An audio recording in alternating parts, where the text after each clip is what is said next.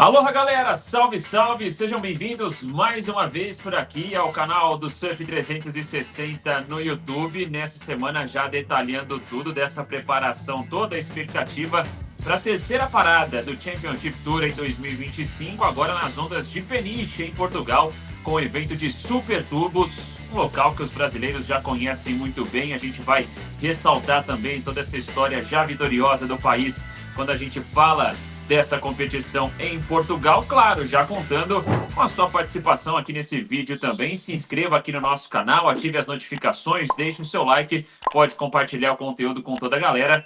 Sempre lembrando que estamos também lá no Instagram, @surf360 underline. E para projetar um pouquinho dessa etapa em Portugal, ele está chegando por aqui também, sempre ao meu lado, Thiago Blum. Tudo bem, Blum? Salve, salve! Fala, Mal, pessoal ligado no canal. Verdade, é uma etapa que todo mundo gosta, né, Mal? Os brasileiros, os gringos. Portugal é um lugar muito querido. Não é para menos, né? O Super Tubos é uma onda que os caras curtem muito. É uma onda que oferece todo tipo de condição, todo tipo de manobra, dependendo do swell.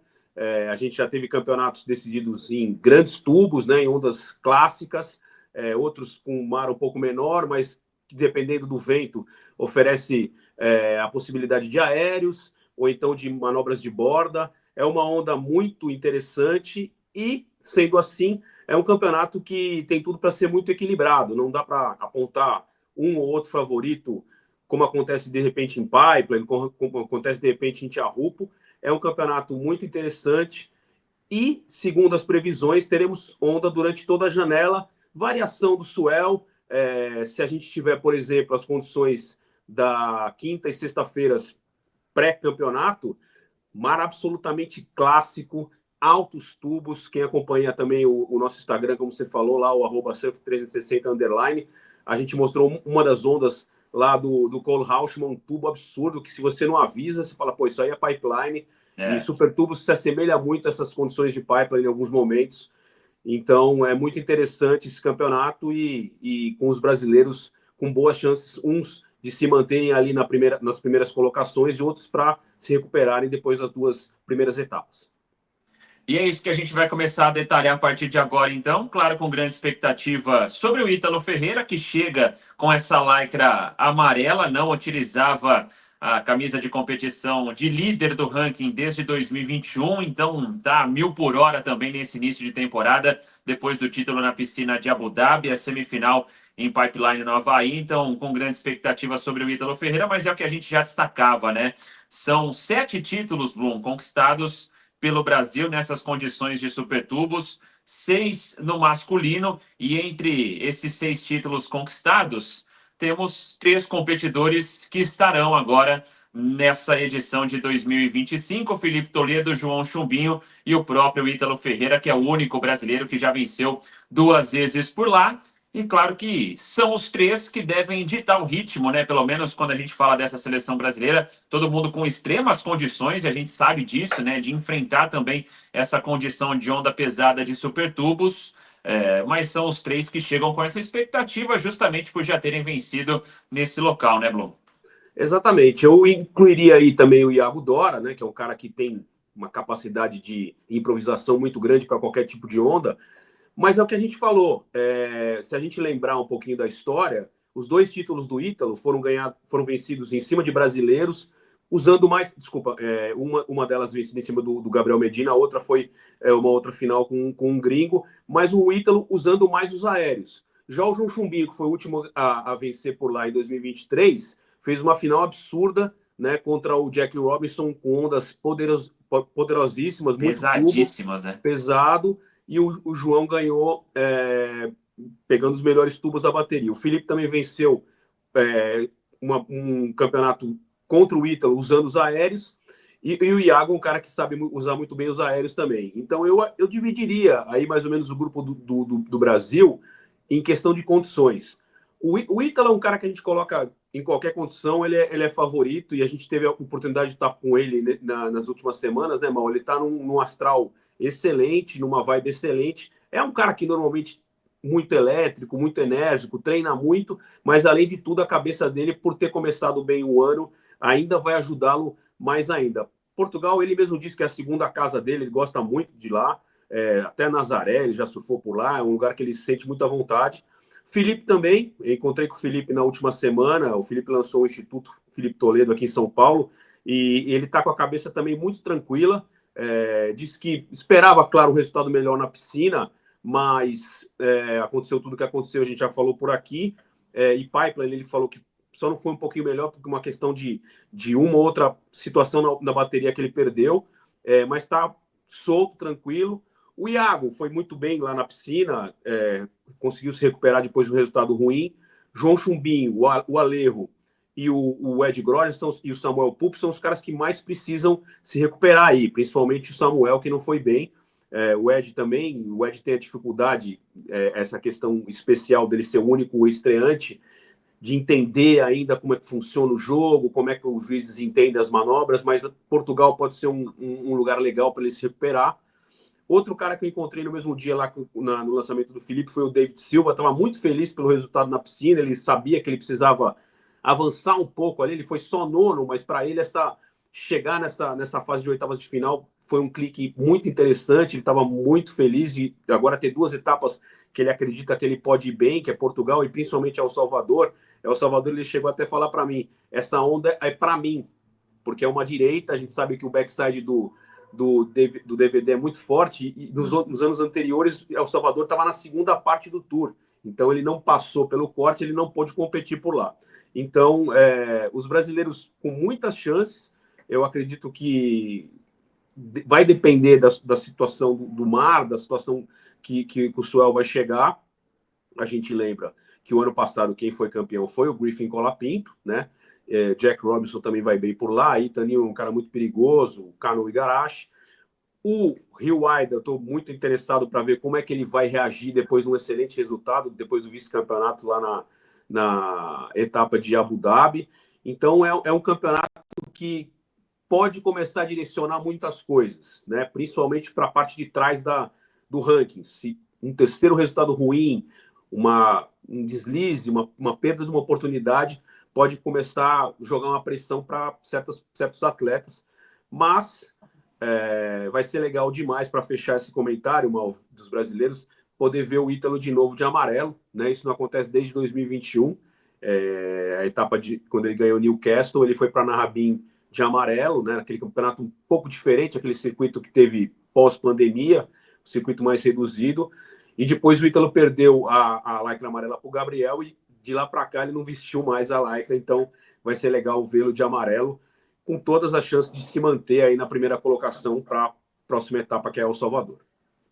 E o Thiago Brum falou sobre esse nosso bate-papo com o Ítalo Ferreira. Inclusive, aqui no finalzinho desse vídeo, já vou colocar como conteúdo relacionado. É só clicar e você vai acompanhar um pouquinho do que disse o Ítalo também nessa breve passagem dele por São Paulo. E destacou na entrevista, né, Blum? Eu sabia já, desde o dia em que eu fui derrotado pelo John Florence no WSL Finals, tudo que eu já precisava começar a fazer. Então ele tirou alguns dias de férias, já começou a preparação e obviamente que todo esse trabalho tem dado resultado agora já no início de temporada, com uma semifinal, com o título em Abu Dhabi e agora tendo essa chance de manutenção da lycra amarela competindo no lugar que ele conhece bastante. Faltou só falar de dois caras muito importantes. Falou de Miguel e Ian Gouveia. Os dois começaram muito bem. O Ian não foi tão bem na piscina, mas tinha tido um terceiro lugar lá em Pipeline. E o Miguel também chegando muito bem. Tá ali na boca dos melhores do ranking. Um ano que começou muito bem. E o Miguel é um cara que, se o mar tiver tubular... O Ian também. O Ian mostrou isso em Pipeline e o Miguel também. Que se o mar tiver pesado com tubo, esses caras se destacam demais, né? Então, realmente a chance é muito boa. A previsão das ondas, Mal, é que no começo da janela o mar deu uma diminuída, mas tem a onda com condições, mas para o final da janela o mar cresce de novo e a questão aí é ver se o vento vai estar ideal para tubos. Eu confesso, queria ver o campeonato do jeito que foi lá em 2023, do tubular, e como foi essa semana. Realmente, quem chegou lá, a única coisa que os caras meio que reclamam, todo mundo deixa claro, é o frio, né? Mas o frio com onda boa, ninguém quer ficar longe do mar, ninguém quer ficar longe das competições. Então, se o mar tiver clássico do jeito que esteve essa semana, cara, teremos um campeonato incrível em Portugal.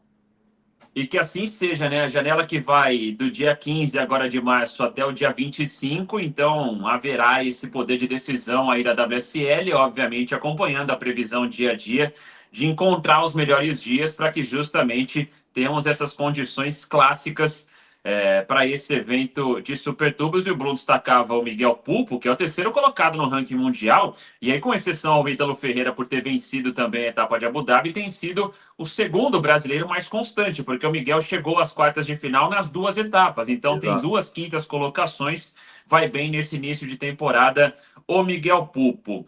Só para a gente passar por aqui então, Blum, as baterias envolvendo os brasileiros no masculino, e depois a gente já vai também para a chave feminina. O Ed Groja, você falava essa questão sobre o nervosismo, né, de ainda trabalhar um pouco disso, estreando na elite do surf mundial.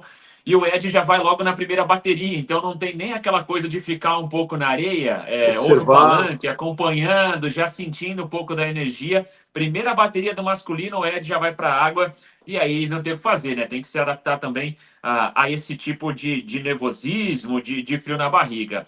Vai para a água nessa primeira bateria com o Beryl Mamiya e com o Cole Hoshman. Então são os dois primeiros adversários do Ed Groja abrindo o Open Round do masculino. Depois temos um buraco aí, um hiato de brasileiros, e o Ítalo Ferreira vai para a água na sexta bateria contra o havaiano Jackson Butch e também o português Frederico Moraes. Na sequência, a bateria 7 com Iago Dora, Joel Vogan e o Samuel Pupo.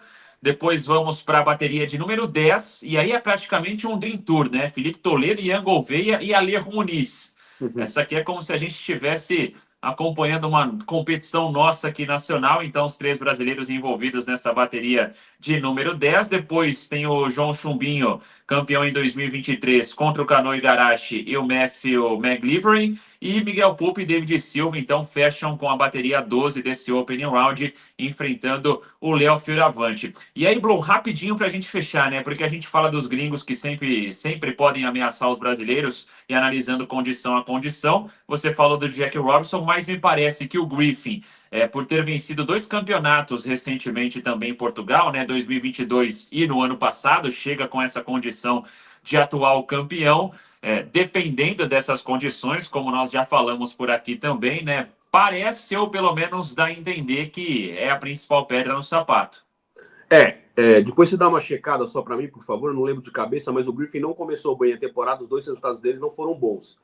E é bom se destacar, se ele falou, a gente destacar, você falou que ele venceu em 22 e 24, 22 Parou numa. nas oitavas e parou no terceiro round.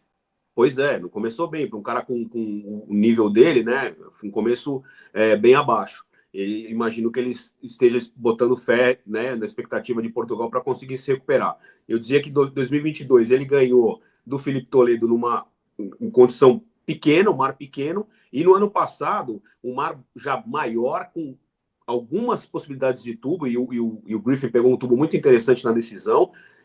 Então é um cara que se encaixa em qualquer tipo de condição, né?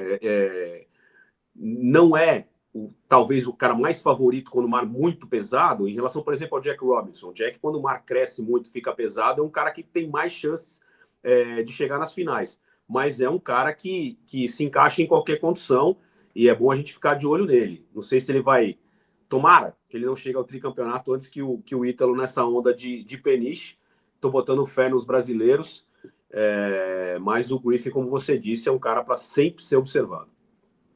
Não começou bem de fato a temporada, né? Porque em pipeline ele fica com a 17ª posição, inclusive ele vai para a repescagem, consegue a classificação, mas no round 3 depois é eliminado pelo George Peter, e aí na piscina de Abu Dhabi cai nas oitavas de final para o Jackson Bunch. Então o Griffin ainda buscando uma reabilitação logo nesse início de temporada. Bom, expectativa passada limpa já no masculino, com 10 representantes brasileiros. E agora vamos à chave feminina também, Blum, porque se falávamos dos 7 títulos conquistados, se são 6 no masculino, sobra um título no feminino, e esse foi conquistado por Tatiana Weston Webb em 2022. A Tati, então, já conhecedora também desse local de competição, e justamente ela ao lado da Luana Silva, agora buscando também um bom resultado nesse ano de 2025, quando a gente fala de Super Tubos, Blum.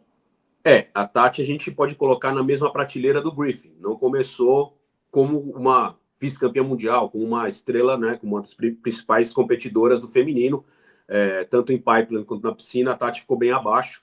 E eu acredito que também é uma onda, como eu disse no começo desse vídeo, é uma onda que todo mundo gosta, porque dependendo da situação, o surf de todos se encaixa, né? Então, a Tati, tanto para o mar mais pesado quanto para um mar pequeno, sendo principalmente para a esquerda, como aconteceu em 2022, eu disse que o Griffin ganhou do Felipe em ondas pequenas, e a Tati estava nas finais também, ganhou nessas condições, ela se encaixa, entendeu? Mas precisa colocar aquele sangue, aquela briga de competidora mais afiada. Não começou tão bem. Eu acredito que com o decorrer da temporada precisa se recuperar, porque ao contrário do masculino, o masculino já é apertado aquela questão do corte. No feminino são poucas meninas que se classificam para a segunda parte do tour, e realmente se deixar desgarrar, e a gente já falou em outros vídeos aqui que tem as meninas que, né, já estão se destacando, Caitlin Simmons principalmente, Molly Picklum, a Tyler Wright, que ganhou em pipeline, quer dizer, já tem algumas competidoras que estão se afastando das outras concorrentes. O mesmo vale para a Luana, né? A Luana ainda não tem aquela cancha, aquela experiência pesada, apesar de já ter alguns anos de tour, como a Tati tem, mas precisa de resultado, fazer, às vezes não fazer uma bateria tão expressiva, mas ganhar a bateria, né? Fazer aquilo que a gente sempre fala, ser melhor que a adversária naquele momento do mar, e com esperteza, com um pouco de tática também, saber jogar o jogo para avançar e conseguir os resultados, para aí sim ganhar uma confiança maior para as próximas etapas. A gente lembra que depois de Portugal, eu já falei aqui que tem El Salvador, e na sequência tem a perna australiana, com Gold Coast, Bells Beach e Margaret River, sendo que aí que vai ser a decisão para quem fica e para quem segue no Tour, né? É um pouco cedo ainda, Blum, para falar de corte? É um pouco cedo ainda, mas eu acho que a partir de Portugal, já na etapa de El Salvador, a gente tem que começar já a olhar nesse futuro próximo aí para entender quais são os caminhos mais certos de quem fica e quem vai, tanto no feminino quanto no masculino. Tô com você nessa, Blum. Apesar de um início nada animador da Luana e da Tati, né? Só com duas etapas, e aí condições também muito específicas, né? Pipeline sempre onda pesada, Sem questão dúvida, da piscina que nem todo mundo se adapta, mas sem é dúvida. daqui em diante, né? Com os resultados encerrados já em Portugal, que a gente já vai ter um direcionamento de opa, vamos ligar o sinal de alerta aqui quando a gente fala já dessa sequência para a segunda metade do calendário. As duas que foram eliminadas nas oitavas de final, nas duas primeiras etapas do Circuito Mundial de 2025. Lembrando sempre que no feminino não temos o terceiro round, né? Então depois da repescagem já vai direto para as oitavas de final. Luana e Tati, então, nas duas etapas até agora, acabaram caindo nessa fase. E olha que bateria nós teremos, né? De número 2 do Open Round feminino. A Luana Silva está acompanhada da Molly Picklum e da Erin Brooks. Ou seja, a meninada está Exato. dominando o circuito mundial, como já falamos em outros vídeos por aqui, e uma bateria com uma média de idade baixíssima envolvendo essas três competidoras. A Tatiana Weston Webb está na bateria de número 6 desse round de abertura do feminino, com a Sawyer Lindblad e também a Berilu Sakura Johnson. Então, Duas ficaremos novatas na também. torcida também. Pelas duas, Johnny DeFei chega em Portugal defendendo o título conquistado na temporada passada. Diga, A Blum. Joane não vai competir, né? A Joane está grávida, pediu uma licença aí, confirma para mim a chave, mal. Não, Mas Chave a Johnny aparece aqui na bateria de aparece. número 3, com Então, Caitlin Simmons e Yolanda Hopkins. então estou surpreso, porque, ou tomara que não, pode ter acontecido alguma outra coisa diferente, espero que não, mas até onde eu tinha visto, a Joane não tinha confirmado essa presença, que ela tinha anunciado gravidez depois da Carissa Moore, né, que recentemente ganhou nenê. Eu pensei que a Joane fosse se afastar do Tour, mas que bom que ela está em condições de competir e vai competir e defender seu título. Você falou que tocou num assunto, um ponto bem importante, né? A chave feminina tem uma fase a menos do masculino. Eu É, costumo dizer no masculino que chegar na final é um resultado excelente, chegar na semifinal é ótimo, quartas de final é bom, oitavas de final razoável e daí para trás é resultado para ser descartado, não contar muito na soma. Em relação ao feminino, muda um pouquinho isso, né? É excelente chegar na final, é ótimo na semifinal e só bom, mais ou menos bom ainda nas quartas de final. Quer dizer, fica uma coisa meio quase que obrigatória para você para somar um resultado interessante, chegar nas quartas. É realmente bem apertada, a corrida é bem ajustada. Então, tomara que Luana e Tati, já em Portugal, deem a resposta e consigam um resultado expressivo para voltar a pontuar bem no ranking e aparecer um pouquinho mais acima na tabela. Bom, tô até dando uma olhada por aqui agora e, de fato, procurando essa informação em relação a Johnny Defay também, porque pelo site aparece como normalmente Então, a ela está em francesa Portugal. Ela está em Portugal. Eu vi fotos dela em classificada, Portugal. classificada não, né? Como ali já nas baterias. Ela está em Portugal, isso eu vi, me chamou a atenção, mas eu pensei que ela estivesse por lá, porque é francesa, estaria por lá e tudo mais. Seria uma coisa de fazer presença, mas umas semanas atrás ela anunciou gravidez. Como eu disse, tomara que ela não, né, esteja bem de saúde, bem saudável para poder competir. E se está na chave, até agora ninguém avisou nada ao contrário, vai competir, que bom. Vamos poder ver a Joana em ação lá em Portugal de novo. E olha que legal que vai ser, né? Porque ela anunciou essa gravidez há aproximadamente 3 semanas, e aí ontem ela postou uma foto, né? Para quem quiser acompanhar lá pelo Instagram da Johnny Defay também. Ela já de lycra, né? Ali com a prancha, já com a barriguinha de mamãe, De crescendo lado, né? ainda e comemorando, né? 16 semanas de gravidez, então Então que ótimo. teremos Johnny Defay gravidíssima agora nessa etapa também de Peniche e defendendo o título na temporada passada. E é legal quanto isso acaba humanizando, né? A gente tem sempre aquela visão do atleta, o cara que tem que estar 100% para tudo em todos os momentos. Não que ela não esteja 100%, mas Sim, obviamente que é uma situação diferente, né? Você, a partir do claro. momento, Thiago Blum, obviamente, pode dizer muito melhor que eu, mas quando você se torna pai, quando você se torna mãe, você passa a pensar tudo de uma maneira diferente, você revê algumas prioridades. E a Joana, entendendo, obviamente, que ela tem a condição de competição, vai para a água mesmo assim, né, Blum? É claro, a preparação física muda, né? Você falou que eu entendo, eu nunca fiquei grávido, mas eu já, Não, né? mas você, como pai, você Eu sei, já passou por um momento de eu sei. analisar as prioridades, né? A gente sabe que tem algumas gravidez que precisam de mais cuidados, outras não, no começo e tal. Mas com certeza a Joane não está indo para o mar na loucura, ela está sendo acompanhada por médicos e sabe que, né? A gente lembra, eu falei da Carissa Moore, que foi mãe recentemente, a Carissa surfou não competindo, mas surfou praticamente até os 7 meses. Então, e a gente sabe que surfista profissional não fica brincando, gosta de surfar, né, profissionalmente, gosta de ter desempenho, performance e tal. A Carissa foi até criticada, teve haters que falaram, pô, como é que pode, que risco, assumir o risco. Mas realmente a responsabilidade da mãe, né, da surfista, com os médicos e com... Eu acredito que a Joane com certeza vai competir sabendo dos cuidados que ela tem que tomar. Vai ser, como você disse, humanizando, vai ser muito legal. Ela vai ter uma torcida colada nela desde o princípio do campeonato, né? Uma parceria aí muito legal. Tomara que dê tudo certo. É isso, Thiago Blum. Vamos embora então e a gente volta aí nos próximos dias analisando tudo que vai rolar na etapa de Super Tubos. Claro, hein? Lá no Instagram, @surf360_, a cobertura diária desse evento, que é a terceira parada do calendário do Circuito Mundial em 2025. Valeu, Blum! Valeu! Alô, galera, fiquem ligados, hein? Se inscrevam aqui no canal do Surf 360 e nos sigam também lá no @surf360_ no Instagram. Valeu!